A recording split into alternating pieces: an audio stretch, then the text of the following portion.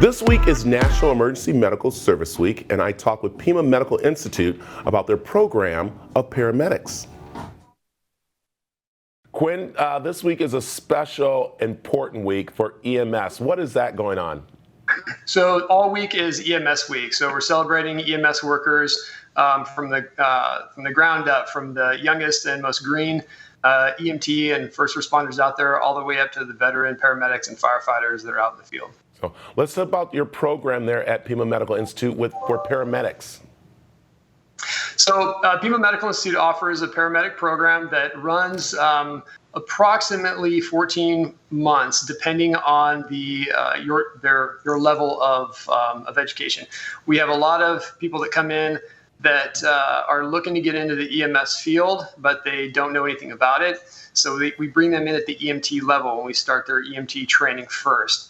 We also have people out in the field that are currently working as EMTs, and they're looking to take it to the next level and actually provide advanced life support to their patients. Maybe they're looking to move on into the fire service or international work, or even go into the PA nursing and the MD route. So they'll step it up to the paramedics. We have a second entry point, and so that shortens the program by about 10 months. What's the difference between a firefighter and a paramedic? Because some people get that a little confused. I think the firefighter is the paramedic. So yeah, there's a lot of confusion out there. A lot of people really don't know understand the difference between the EMT and the paramedic. Now, fire departments are different, a little bit different from the private EMS world. You've probably seen a lot of ambulances driving around on the freeways, Lifeline, AMR, different service providers. Those are private EMS providers. Unlike the fire department, where they're state, county, municipality departments, all of them are EMTs for the most part. Firefighters that work in the field are trained as emergency medical technicians. They can do basic life support, CPR, they can breathe for a patient, they can do a lot of just the basic level stuff. However, they have the opportunity to also promote up to paramedic, so they go through additional training, and so they'll become a firefighter paramedic. And the paramedic training is additional to the emergency medical technician or EMT training, where they take upon further responsibilities like cardiac monitoring, medication administration, IV therapy, and advanced airway placement and so forth. I know we've been told to kind of like not go to the hospital if we have a minor emergency, but for us calling a paramedic, we should kind of like watch what we're calling them for too, right? When should we call one? It's a tough question to answer. We all come from different walks of life, and everyone's emergency is slightly different than another's.